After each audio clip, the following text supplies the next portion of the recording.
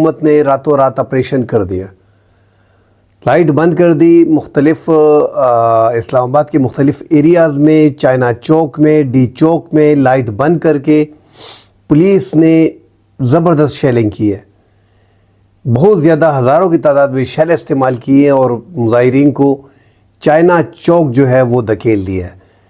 D چوک کی طرف کارکن آ رہے تھے، چائنا چوک اور ڈی چوک کا فاصلہ جو ہے وہ آدھا کلومیٹر ہے۔ سارے کارکن سینٹوریس سے آگے چائنا پارک کے قریب تھے، چائنا